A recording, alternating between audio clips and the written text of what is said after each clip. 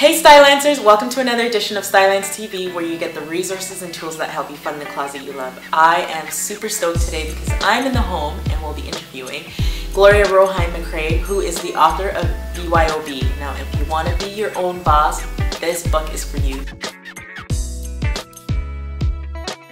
When I left my last job and became an entrepreneur, I was tactful at making sure I had all the right pieces. I basically stopped shopping. You know, no more lunchtime excursions to the nearest store down the street, no more spending the paycheck on things that I didn't need. It adds up. So I did the math, you know, and I was looking for where I could cut costs, and I noticed that just compulsively shopping was one of those areas that not good for the bank account. I realized that pattern with myself, especially after racking up some credit card bills. One of the things I take out of my own culture that's of super value to me is having quality things, not an abundance and a quantity of things. So there's a style in North America where there's so many stores, malls and strip malls where you can get discounted things, but the fabric is questionable. You wash it twice and it's finished. So you end up spending, even though you feel great about that save, that $30 shirt that you got a steal on, 2 washes later and the whole thing is falling apart. So I had too many experiences like that. I sort of went back to the way that I was raised. We had one amazing quality pair of leather shoes as a kid. We would polish it, we would buff it, we would take awesome care. It was handmade.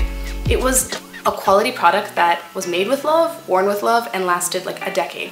And that's a way of living where you just really enjoy what you have instead of always wanting and lusting for more. That's the Eastern European style that I even enjoyed more when I became an entrepreneur.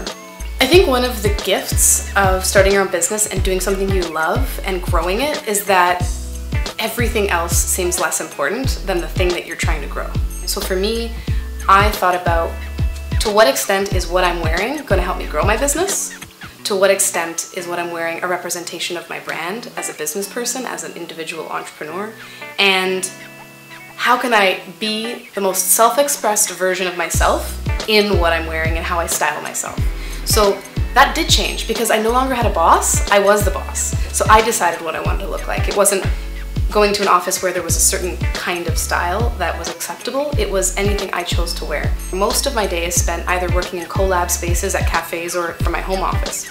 So unless I'm going to a specific business meeting or networking function where I also want to stand out, I don't want to be perceived as just another professional in the networking group, I choose key pieces that I've had for literally 7 to 10 years, some of the best things that I wear. And I've gone through so many roller coasters in the last decade, from thinking I just need to buy the thing that's trendy or have the latest whatever, put it on my credit card, figure it out, to looking at my credit card statement going like, wow, I emotionally do not feel a gain from what I now have to service as a debt.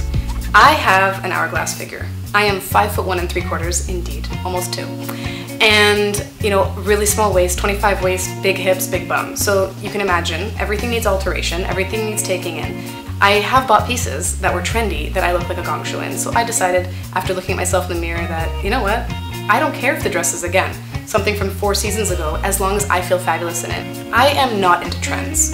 I am into timeless pieces, quality fabrics, things that are distinct. I do not want to walk down the street and see, the exact same something on someone else. So I'll look at something, I'll imagine how many different versatile places I can wear this thing.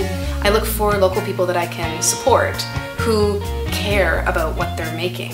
So I feel doubly good when I can support a local designer, when I can support someone who is passionate about what they do, and I can also look awesome, and I can look distinct.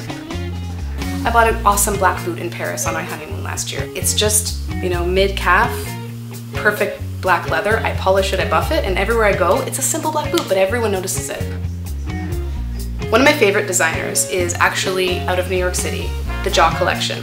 Jaw is a designer who is all about versatile fabrics, wearing your clothes in a versatile fashion, so almost every piece she has is either wearable in 1, 2, or 3 ways. So when I discovered this, I was like, hello, 1 outfit, 3 ways, amazing.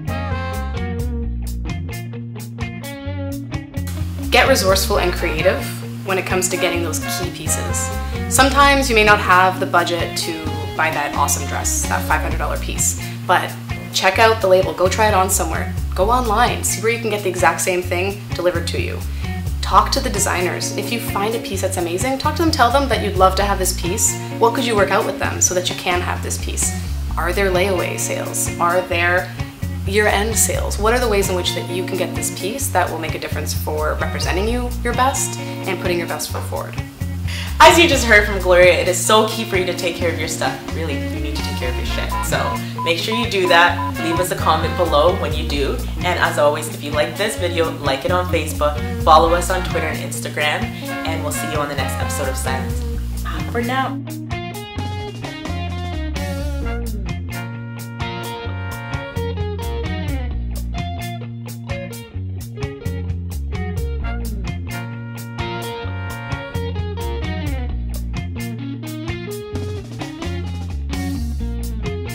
So even the piece that I'm wearing right now, you can wear it two different ways. If I swip it, can I speak today? So if I swip it, we'll try that again.